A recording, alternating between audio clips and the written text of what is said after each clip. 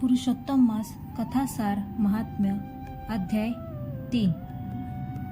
कृष्णाय वासुदेवाय हरये परमात्मने प्रणत क्लेशनाशाय गोविंदाय नमो नमः। अध्याय 3। मलमास पुरुषोत्तम मास झाला। श्रीकृष्णाने पांडवांना मलमासाची ती कथा सांगितली आणि त्याला पुरुषोत्तम मास हे नाव कसे प्राप्त झाले त्याचा खुलासा केला। या श्रेष्ठ महिन्याच्या व्रताच्या योगाने सर्व लोकांच्या मनोकामना पूर्ण होतात, परंतु या पुरुषोत्तम महिन्यातील स्नान, दान वगैरे पुण्यकर्मामुळे माणसांना मोठे पुण्य प्राप्त होते। हा मोक्षदायी महिना म्हणून याचे महत्त्व मोठे।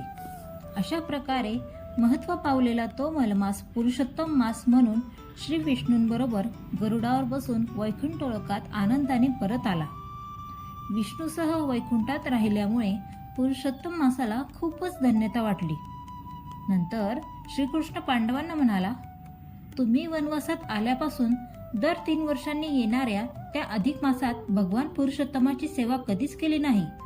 त्या पुरुषोत्तम मासातील पुण्यकारक स्नाने, दाने आणि व्रतेही तुम्ही केली नाहीत। तुम्हाला या अधिक मासाचे महत्त्वही माहीत नव्हते, पण आता तरी तुम्ही या अधिक मासातील पुण्यकृत्ये पार पाडावीत। श्रीकृष्ण म्हणाला, पांडवांनो, आता लवकरच एक अधिक मास येईल, त्यात तुम्ही सर्वांनी या पुरुषोत्तम मासातील व्रते जर केलीत तर तुम्ही सारेजण साऱ्या दुःखातून मुक्त व्हाल।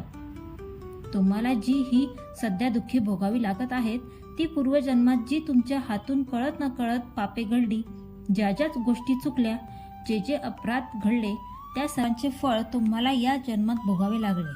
श्रीकृष्णाचे ते भाषण ऐकून पांडवांनी त्यांना विचारले, आमच्या हातून पूर्वजन्मी का होईना असे कोणते अपराध घडले ते कृपा करून आम्हाला सांगा।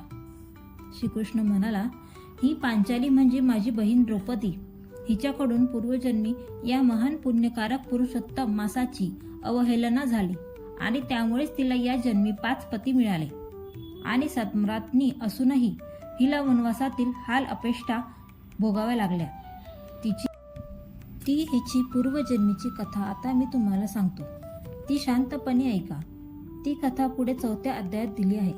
ती कथा सूत मुनींनी सांगितली आणि शौनकादिक ऋषींनी शांत चित्ताने ऐकली। भक्तांनो, अशा रीतीने अध्याय 3 समाप्त झालेला आहे।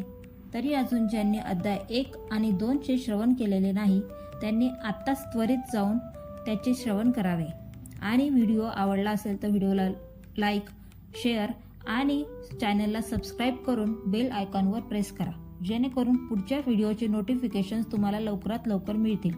धन्यवाद।